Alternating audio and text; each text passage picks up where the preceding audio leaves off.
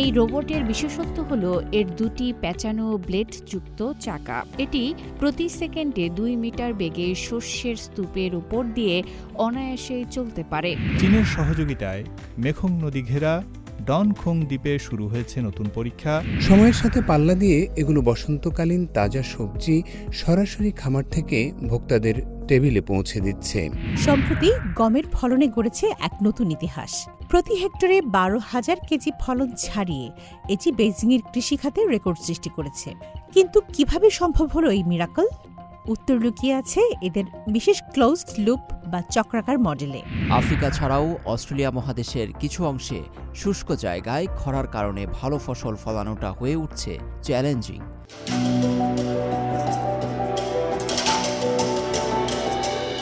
সবাইকে স্বাগত জানাচ্ছি সিএমজি বাংলার সাপ্তাহিক আয়োজন সবুজ পৃথিবী অনুষ্ঠানে। কৃষিভিত্তিক আয়োজনে পুরো সময় আছি আমি আফরিন মিম। কৃষি উৎপাদন আর পরিবেশ বান্ধব নানা ঘটনার 7-17 নিয়ে আমাদের আয়োজন সবুজ পৃথিবী।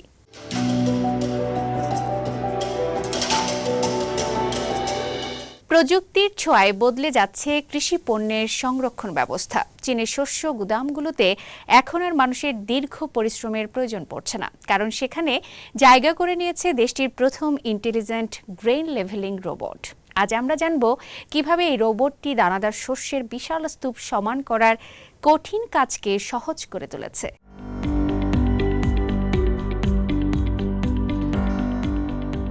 খাদ্য মজুতের বিশাল গুদামে পাহাড়ের মতো জমে থাকা শস্যের স্তূপ, যা সমান করা বা লেভেলিং করা ছিল এতদিন শ্রমিকদের জন্য এক দুরূহ কাজ। ধুলোবালি আর ক্লান্তিকর এই কাজকে সহজ করতে চীনের শস্যাগারে যাত্রা শুরু করেছে বুদ্ধিমান রোবট। এই রোবটের বিশেষত্ব হল এর দুটি পেঁচানো ব্লেডযুক্ত চাকা। এটি প্রতি সেকেন্ডে 2 মিটার বেগে শস্যের স্তূপের উপর দিয়ে অনায়াসেই চলতে পারে। অবাক করার বিষয় হল একজন প্রাপ্তবয়স্ক মানুষের ওজন নিয়েও এটি শস্যের গভীরে ডেবে না গিয়ে দ্রুত গতিতে চলতে পারে। সাধারণত 1400 বর্গমিটারের একটি শস্যাগারে শস্য সমান করতে 3 জন শ্রমিকের 3 দিন সময় লাগত, কিন্তু এখন মাত্র 3টি রোবট ব্যবহার করে একদিনেই সেই কাজ সম্পন্ন করা সম্ভব। এটি মানুষকে অত্যন্ত কঠিন শারীরিক পরিশ্রম থেকে মুক্তি দিচ্ছে। ধুলাবালিময় পরিবেশে কাজ করার সময় যেন যান্ত্রিক ত্রুটি না ঘটে, সেজন্য রোবটটিতে ব্যবহার করা হয়েছে ধুলোরোধী বা ডাস্টপ্রুফ সারফেস। ফলে দীর্ঘ সময় কাজ করলেও শর্ট সার্কিটের কোনো ঝুঁকি থাকে না। প্রযুক্তির এই মেলবন্ধনে যুক্ত হয়েছে লেজার রাডার এবং সেন্সর। এর মাধ্যমে রোবটটি গুদামের ভেতরে থাকা বাধাগুলো এড়িয়ে চলতে পারে এবং স্বয়ংক্রিয়ভাবে নিজের চলার পথ বা রুট ম্যাপ তৈরি করে নেয়। একসঙ্গে একাধিক রোবট কাজ করলেও কোনো সংঘর্ষের ভয় নেই। এর ইন্টেলিজেন্ট অ্যালগোরিদম প্রতিটি রোবটের গতিপথ আলাদাভাবে নির্ধারণ করে দেয়। চীনের এই প্রযুক্তি কেবল কৃষিক্ষেত্রেই নয়, বরং শিল্প খাতেও রোবোটিক্স ব্যবহারে এক নতুন দিগন্ত উন্মোচন করেছে। আফরিন মিম, সিএমজি বাংলা। দক্ষিণ পূর্ব এশিয়ার দেশ লাওসে কৃষি কাজই জীবনযাত্রার প্রধান ভিত্তি, কিন্তু ক্রমবর্ধমান চাহিদা আর জলবায়ু পরিবর্তনের চ্যালেঞ্জ মোকাবিলায় দেশটির কৃষকরা হিমশিম খাচ্ছিলেন। এমন পরিস্থিতিতে ত্রাতা হয়ে এগিয়ে এসেছেন চীনা কৃষি বিজ্ঞানীরা। মেখং নদীর তীরে তোংখং দ্বীপে এখন বছরে 1 বার বা 2 বার নয়, 3 বার ফলছে ধান। আধুনিক চীনা প্রযুক্তিতে কিভাবে বদলে যাচ্ছে লাওসের কৃষিচিত্র, চলুন দেখে নেই প্রতিবেদনে।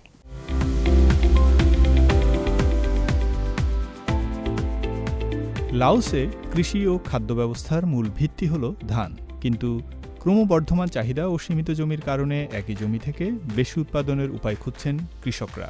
এমন বাস্তবতায় চীনের সহযোগিতায় মেখং নদী ঘেরা ডনখং দ্বীপে শুরু হয়েছে নতুন পরীক্ষা। আগে যেখানে বছরে 2 মৌসুমে ধান হতো, সেখানে এখন 3 মৌসুমে চাষের সম্ভাবনা তৈরি হয়েছে। লাওসের বেশিরভাগ অঞ্চলে বছরে 2 মৌসুমের বেশি ধান চাষ হয় না। ডংখং দ্বীপই প্রথম জায়গা যেখানে 3 মৌসুমে ধান চাষ শুরু হয়েছে। এই পদ্ধতিতে প্রয়োজন স্বল্প সময়ের মধ্যে বেড়ে ওঠা উচ্চ ফলনশীল এবং সহনশীল ধানের জাত। সে লক্ষ্যেই কাজ করছেন চীনের কৃষি বিশেষজ্ঞরা। চীনের হুনান থেকে আসা ধান প্রজনন বিশেষজ্ঞ মা চিংলিয়াং প্রায় 1 দশক ধরে ডনখং দ্বীপে কাজ করছেন। স্থানীয় পরিবেশের সঙ্গে মানানসই ধানের জাত উদ্ভাবনে গবেষণা করছেন তিনি। প্রধান প্রযুক্তিগত চ্যালেঞ্জ হল দক্ষিণ পূর্ব এশিয়ার বুনো ধান ও উন্নত মানের ধানের জাত নির্বাচন করে সেগুলোকে আমাদের নিজস্ব প্রজনন ও সংকরায়ন পদ্ধতিতে উন্নত করা। চীনা বিশেষজ্ঞরা জানালেন, এক দেশের কৃষি প্রযুক্তি অন্য দেশে আচমকা প্রয়োগ করা যায় না।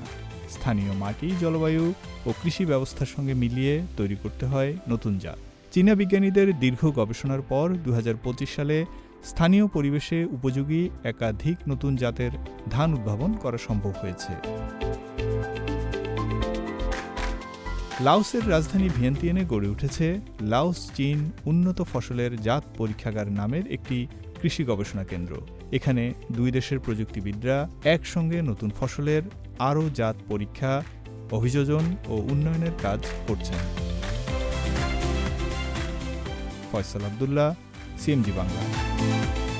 খামার থেকে সরাসরি টেবিলে টাটকা সবজি পৌঁছে দিচ্ছে ড্রোন। ফলে আগের চেয়ে কম লাগছে পরিবহন সময়, সবজি থাকছে তরতাজা, হচ্ছে অর্থের সাশ্রয়। চীনের সিচুয়ান প্রদেশের কৃষি খামারে আধুনিক ড্রোন ডেলিভারি এখন একটি পরিচিত দৃশ্য।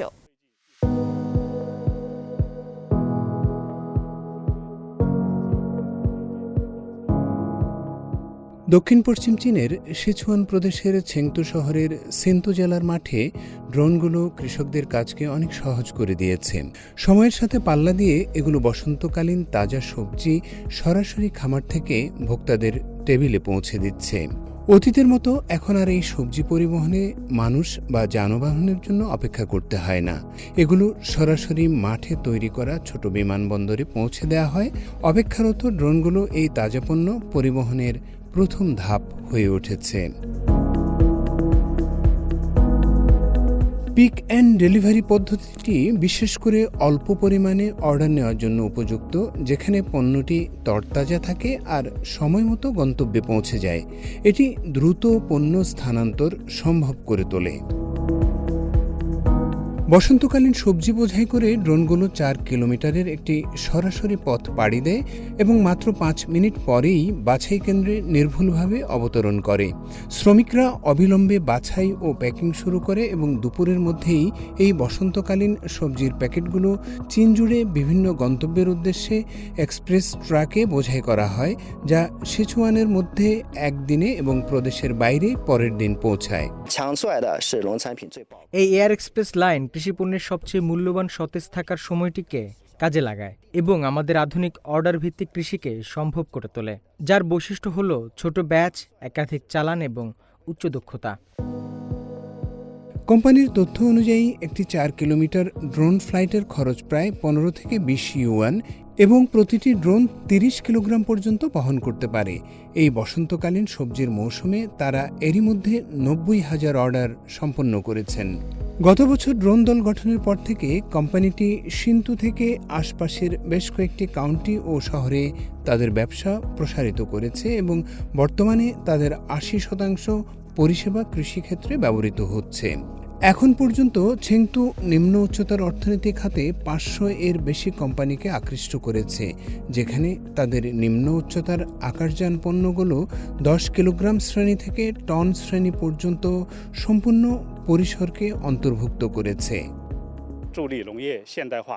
কৃষি আধুনিকীকরণকে এগিয়ে নিতে আমরা ড্রোনকে ইন্টারনেট অফ থিংস এবং বিগ ডেটার সাথে সংযুক্ত করে প্রযুক্তির সমন্বয়কে উৎসাহিত করছি, যার মাধ্যমে মাঠ থেকে খাবার টেবিল পর্যন্ত সম্পূর্ণ শনাক্তযোগ্য অর্জন করা এবং অধিক সতেজতা নিশ্চিত করা সম্ভব হচ্ছে। এই উড়ন্ত নতুন কৃষি সরঞ্জামগুলো পঞ্চদশ পঞ্চবার্ষিক পরিকল্পনার সময়কালে কৃষিক্ষেত্রে নতুন গুণগত উৎপাদনশীল শক্তি বিকাশের মূল চাবিকাঠি হবে। ফসল সুরক্ষা ও বীজ বপন থেকে শুরু করে পরিবহন পর্যন্ত ড্রোন এখন কৃষিকাজের প্রতিটি পর্যায়ে অবিচ্ছেদ্য অংশ হয়ে উঠেছে।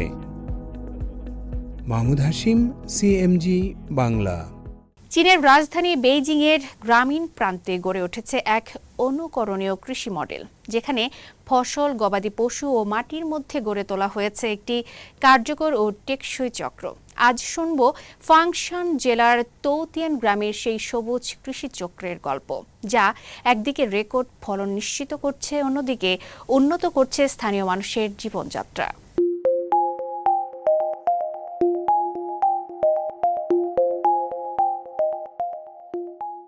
চীনের ব্যস্ত শহর বেইজিংয়ের ঠিক এক প্রান্তে অবস্থিত ছোট্ট এক গ্রাম তৌতিয়ান। এই গ্রামের এই সবুজ কৃষিচক্র সম্প্রতি গমের ফলনে গড়েছে এক নতুন ইতিহাস। প্রতি হেক্টরে 12,000 কেজি ফলন ছাড়িয়ে এটি বেইজিংয়ের কৃষিখাতে রেকর্ড সৃষ্টি করেছে। কিন্তু কিভাবে সম্ভব হলো এই মিরাকল? উত্তর লুকিয়ে আছে এদের বিশেষ ক্লোজড লুপ বা চক্রাকার মডেলে। আমাদের গরুগুলো রুটি খায়। এই রুটি আসলে আমাদের মাঠের খড়কুটো। আমরা প্রধানত অ্যাঙ্কাস বা লিমুজিন জাতের গরু লালন পালন করি। মাঠের ফসল প্রাণীদের খাদ্য যোগায়, যা আমাদের মাংসের গুণগত মান ও নিরাপত্তা নিশ্চিত করে। চক্রটি এখানেই শেষ নয়। গবাদি পশুর বর্জ্য বা গোবর এখানে আবর্জনা নয়, বরং অমূল্য সম্পদ। একটি বিশেষ জৈব বিছানা প্রক্রিয়ায় প্রায় 25 দিন ধরে কম্পোস্টিং ও গাঁজন শেষে তৈরি হয় উন্নতমানের জৈব সার, যা পুনরায় ফিরে যায় ফসলের মাঠে। আপনারা দেখতেই পাচ্ছেন ফসলটি কতটা সতেজ ও শক্তিশালী, কারণ এই মাটিতে জৈব পদার্থের পরিমাণ অনেক বেশি।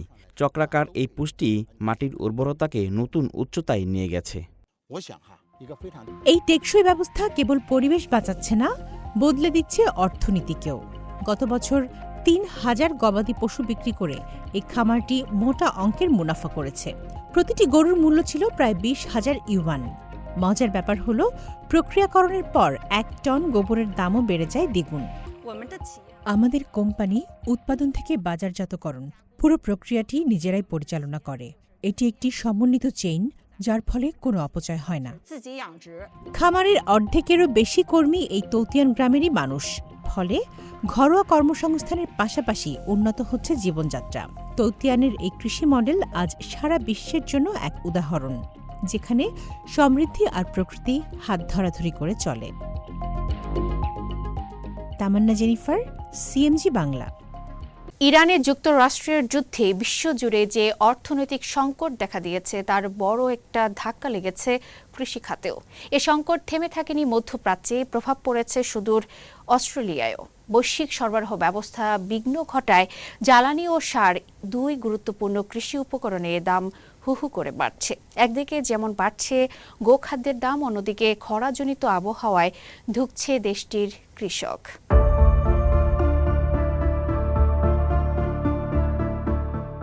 জলবায়ু পরিবর্তনের কারণে খরায় বিশ্বের প্রতি বছর বহু ফসল যেমন নষ্ট হয়, তেমনি কৃষকের দুর্দশারও শেষ নেই। আফ্রিকা ছাড়াও অস্ট্রেলিয়া মহাদেশের কিছু অংশে শুষ্ক জায়গায় খরার কারণে ভালো ফসল ফলানোটা হয়ে উঠছে চ্যালেঞ্জিং। সঙ্গে যোগ হয়েছে ইরানকে ঘিরে ইসরায়েল যুক্তরাষ্ট্র যুদ্ধের কারণে সরবরাহ চরমভাবে বিঘ্নিত হচ্ছে। এতে বাড়তি চাপের মুখে অস্ট্রেলিয়ার কৃষিখাত।